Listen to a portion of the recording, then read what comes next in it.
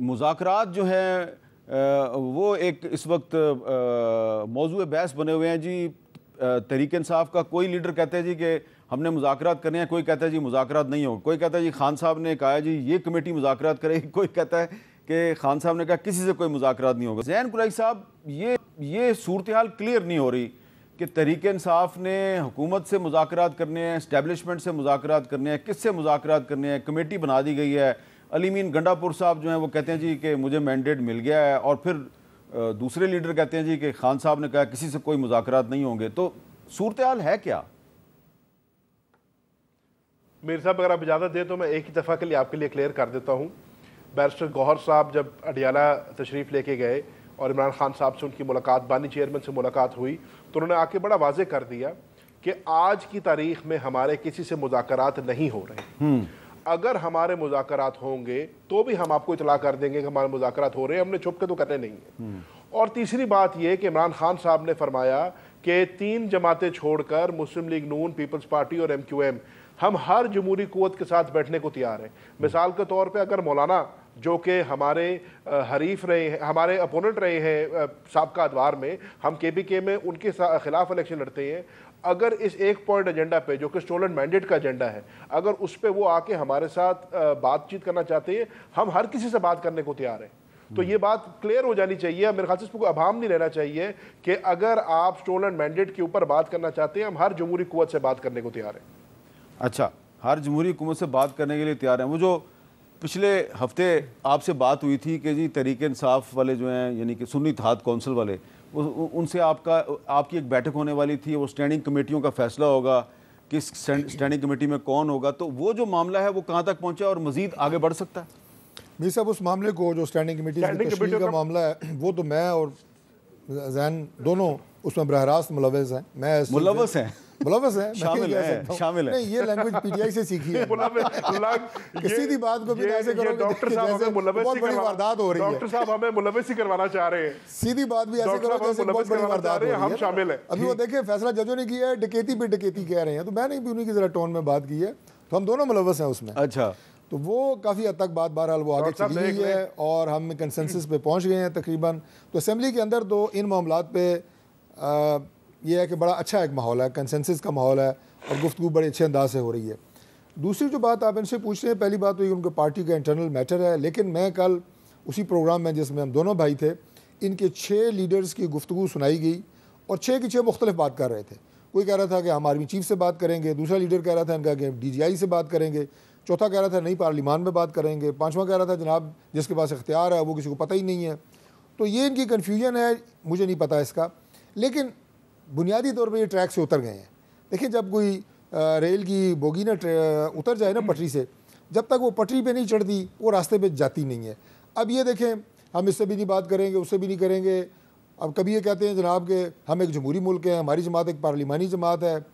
بات یہ ہے کہ پارلیمنٹ کے اندر سے گفتگو کا آغاز اگر آپ کریں گے, جماعتوں کے ساتھ بیٹھ کے بات کریں گے. ایک لفظ سیکھ لیا ہے سٹولن مینڈیٹ. وہ بھائی ایک مینڈیٹ وہ بھی تھا جو 2018 میں نا ایسے پلیٹ میں رکھ کے آپ کو دیا گیا تھا. اس کو کیا کہیں گے آپ, تشتری مینڈیٹ؟ کیڑا مینڈیٹ تھا یہ چھوڑیں یہ باتیں ہیں. ملک نے آگے بڑھنا ہے, نظام نے آگے چلنا ہے, عدالتوں کو فیصلے کرنے دیں, اور جب تک عدالتوں کو فیصلے کرنے دیں, بالکل کرنے دیں, ٹھیک ہے, الیکشن کے حوالے سے. اور جب تک, صرف ایک جملہ میں کہوں گا کہ پاکستان میں پولیٹیکل پارٹیز ہوش کے ناخن نہیں لیں گی, آپس میں بیٹھ کے بات چیت نہیں کریں گی, ملک آگے نہیں بڑھ سکتا. چاہے آپ جو مرضی ڈرامے کر لیں, جو مرضی آپ یہ ملین ٹریلین مارچ کر لیں, کچھ بھی نہیں ہوگا. اچھا زین قریشی صاحب, یہ جو بات کی ہے طارق فضل چودھری صاحب نے کہ پولیٹیکل پارٹیز کو آپس میں بیٹھ کے بات کرنی ہوگی ورنہ کو, سمجھ رہے ہیں نا آپ کیا کہہ رہے ہیں؟ سر میری عرض سنیں, میں اس کا جواب دیتا ہوں. سر بطور پارلیمنٹری لیڈر پاکستان تحریک انصاف کے قومی اسمبلی میں نے آپ کا ابہام ہوپ فلی دور کر دیا ہوگا. ہم ہر جمہوری قوت سے بات کرنے کو تیار ہیں. پچھلے ہفتے میں کیا ہوا کیا نہ ہوا اس کا چھوڑے, ہم آج کی بات کر رہے ہیں. جو ڈاکٹر صاحب فرما رہے ہیں کہ جی 18 میں جو ہے آپ کو ہاتھ میں دی گئی یا اب دی گئی, تو بھائی جان عرض یہ ہے کہ تب آپ بھی ٹریبیونل میں گئے تھے, ہم بھی گئے تھے. آپ کہہ رہے ہیں نا کہ 18 کی کیسز زیادہ تھے اب سے. 18 میں اور اب میں فرق یہ ہے ڈاکٹر صاحب، میں آپ کی اطلاع کے لیے بتا رہا ہوں صرف، کہ جو ہم نے 160 سے زائد اپلیکیشنز ابھی دی ہیں سر، ہم نے باقاعدہ فارم 45 کے ساتھ شواہد کے ساتھ دی ہیں. ہم سمجھتے ہیں کہ وہ سیٹیں ہیں جس پہ اگر فارم 45 کا رزلٹ ٹیبولیٹ کیا جائے تو ہم جیتے ہوئے یہ سیٹیں، اس لیے ہم کہتے ہیں ہمارا مینڈیٹ چوری ہوا ہے. جہاں پہ باقی آ جاتی ہے بات اسٹینڈنگ کمیٹیز کی، تو جیسے ہمارے ساتھ جوڈیشری لیت و لال سے کام لے رہی ہے اور تاریخی حربے اپنا رہی ہے، وہاں پہ ابھی ڈاکٹر صاحب کی جماعت بھی تاخیری حربے اپنا رہی ہے، اور جو اسٹینڈنگ کمیٹیز میں تاخیر ہے وہ ان کے پارلیمانی لیڈر ملک سے باہر تھے، اس لیے وہ نہیں ہو سکی. بٹ ڈاکٹر صاحب نے درست فرمایا، بڑی اچھی گفتگو ہوئی ہے. اور جو آپ بات کر رہے ہیں کہ پارلیمنٹ میں آ کے کام ہونا چاہیے، ہمیں پارلیمان کو مضبوط کرنا چاہیے، تو پارلیمان کو مضبوط کرنے کا بہترین طریقہ یہ ہے کہ اسٹینڈنگ کمیٹیز بنے، وہ فعال ہوں اور ان کے اندر کام ہو. تو اس پہ بہت ساری پیش رفت ہوئی ہے. مجھے بڑی امید ہے کہ انشاءاللہ اس ہفتے کے اندر ہم اس کو بھی کمپلیٹ کر لیں گے اور پارلیمنٹ جو ہے وہ اپنی فل فنکشنل جو ہے اس میں امیج میں آ جائے گی. اچھا، پچھلی جو پارلیمنٹ تھی 2018 سے 2023 تک، اس نے ایک بل منظور کیا تھا، جرنلسٹ پروٹیکشن بل، اور اس کا پروسیس جو ہے وہ اس سے پچھلی پارلیمنٹ میں شروع ہوا تھا. تو آج فریڈم نیٹ ورک پاکستان جو ہے اس نے ایک رپورٹ جاری کیا. میں اس کی کچھ ہائی لائٹس آپ کو بتانا چاہتا ہوں کہ قانون سازی کے باوجود پاکستان صحافیوں کے خلاف جرائم کو روکنے میں ناکام رہا ہے. 2021 میں وفاقی اور سندھ حکومتوں کی طرف سے قانون سازی کے باوجود صحافیوں پر ظلم خطرناک حد تک بڑھ گیا ہے. گزشتہ ایک سال میں 4 صحافی قتل ہوئے ہیں، جن میں سے 2 پنجاب میں اور 2 سندھ میں قتل ہوئے. صحافیوں پر حملوں، اغوا، ڈرانے دھمکانے اور مقدمات قائم کرنے کے 104 واقعات پیش آئے ہیں پچھلے ایک سال میں. 200 صحافیوں کو 70 سے زائد قانونی نوٹس بھیجے گئے. اور پھر پاکستان میں سوشل میڈیا پر کنٹرول کرنے کے لیے سخت اقدامات کیے جا رہے ہیں. گوگل، فیس بک، ایکس اور یوٹیوب کو پابند کیا جائے گا کہ وہ پاکستان میں لوگوں کا ڈیٹا حکام کو فراہم کرنے کے لیے اپنے دفاتر یہاں پر کھول لیں.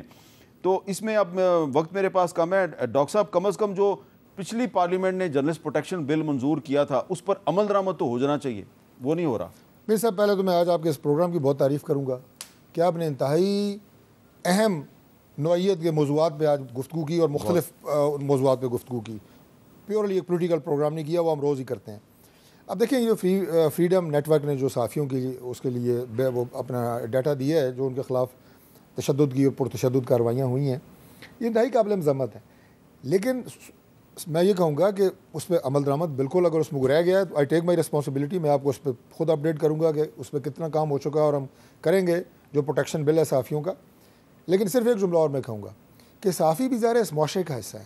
معاشرے میں اس وقت جنگل کا قانون بنتا جا رہا ہے، اس کی خبر لینے کی ضرورت ہے. آج یہاں پہ کیا خواتین محفوظ ہیں، کیا ہمارے بچے محفوظ ہیں، کیا نوجوان محفوظ ہیں، اسٹریٹ کرائمز کتنے ہو گئے ہیں. کراچی میں آپ دیکھیں موبائل سنیچنگ پہ کتنے لوگ جو ہے روزانہ کی بنیادوں پہ، میں صرف کراچی کا نام نہیں، میں پورے پاکستان کی بات کروں گا. اس پہ فوکس کرنے کی ضرورت ہے. جو میں نے کہا نا کہ ایک دوسرے کو وہ کیا کہتے ہیں، دشنام ترازیاں اور ایک دوسرے کو تانے اور کوسنے، یہ اصل ایشوز ہیں پاکستان کے. ان کو حل کرنا ہماری بھی ذمہ داری ہے. صوبوں میں ساری پارٹیز کی گورنمنٹ ہے، یہ پروونشل میٹرز ہیں، مرکز اپنا کردار ادا کرے، پاکستان کو محفوظ بنائیں، پاکستان کو پھلتا پھولتا ہوا بنائیں. یہ ہمارا ٹارگٹ ہونا بہت بہت شکریہ ڈاکٹر طارق فضل چودھری صاحب. ذہن پر یہ جو پچھلی پارلیمنٹ نے جرنلسٹ پروٹیکشن بل بنایا تھا، اس میں صحافیوں کے خلاف جرائم کو روکنے اور ذمہ دار افراد کے خلاف کارروائی کے لیے ایک کمیشن کے قیام کا وعدہ کیا گیا تھا.